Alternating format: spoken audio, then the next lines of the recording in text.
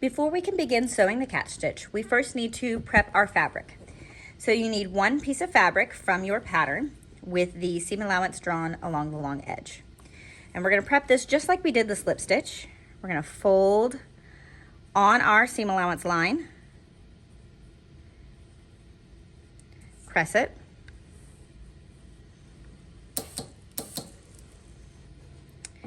then we're going to fold it again the exact amount and press again. Once you have this all pressed, it is ready to be sewn. To sew the catch stitch, you need your prepared fabric, a single threaded needle, and some pins. So I'm going to start off, now that I've pressed this, I'm going to pin my fold in place because I don't want it to flip up on me.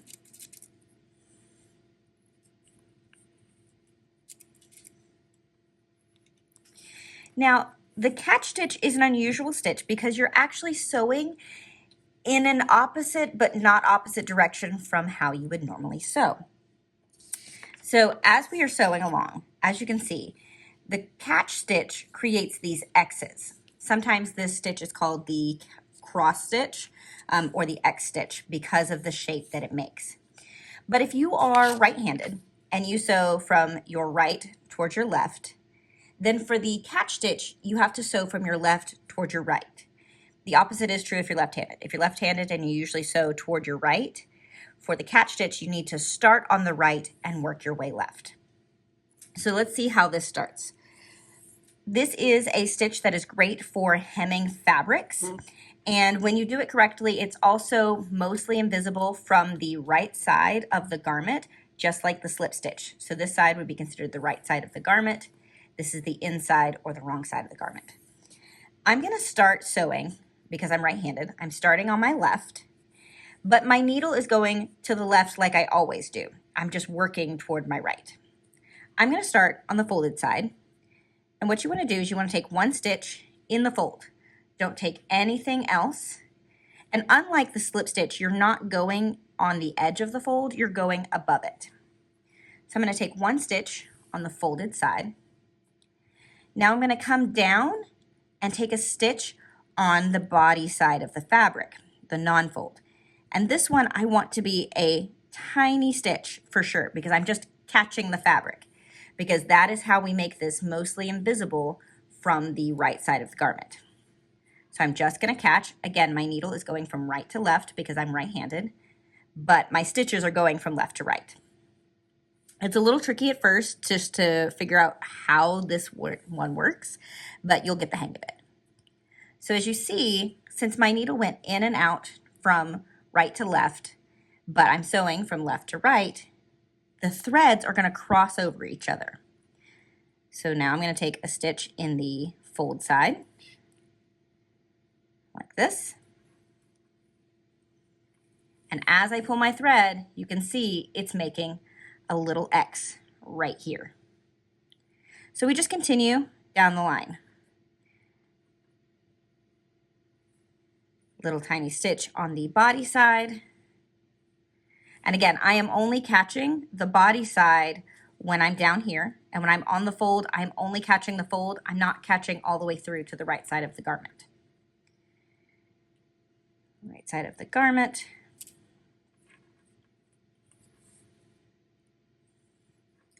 And you just keep working your way down. Little tiny catch on the body side. For a catch stitch, you can space out your stitches really wide so that this goes faster. But personally, I like to keep them about the width of my finger apart from one side to another, because the smaller this is, the less likely it is to catch on a shoe. Because remember, this stitch is mostly used for hemming. And it is very annoying to have to repair a seam on a hem when it's been caught by like the heel of a shoe. So you can see as I'm working, it's making these X shapes. That's one of the reasons it's called a cross stitch. I prefer to call it a catch stitch because you're just catching the fold and you're just catching a little bit of the body of the fabric. Something I really want to make sure you guys understand is that this is the best stitch for hems. It is flexible because of the way this works and the threads run with the fabric. It's perfect for hemming like circle skirts, and it's got a nice little flex to it so that the hem can bend as needed. 9 times out of 10, if I ask you to hem something by hand, you're going to be using this stitch. I very rarely use other stitches.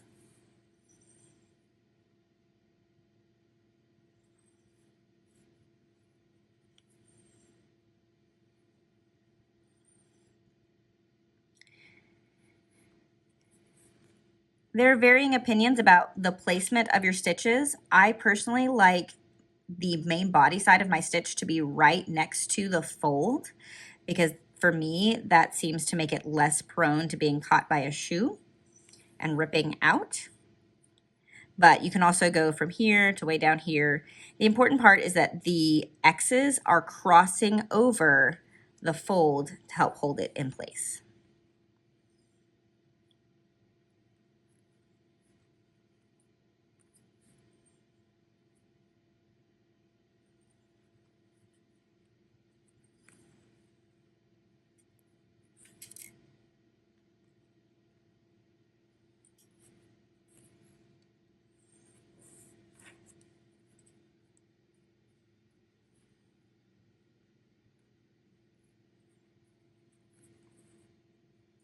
Do your best to keep the spacing of your stitches relatively even. It makes for a cleaner seam, but that also just takes time and practice to visually space all of your stitches evenly. Okay, now that we're at the end, you can stop your cross stitch on either the fold side or the main body side. The spacing of my stitch kind of requires me to take one more stitch down here to get this whole fold nice and held in place. So I'm going to take my final stitch into the main body of the fabric, and then I will do my knot right here. So I'm actually going to use a different kind of knot than I showed you in the slip stitch. I'm going to do my wrap around like this, kind of a top knot. I have to do this about 3 or 4 times so that the knot is thick enough.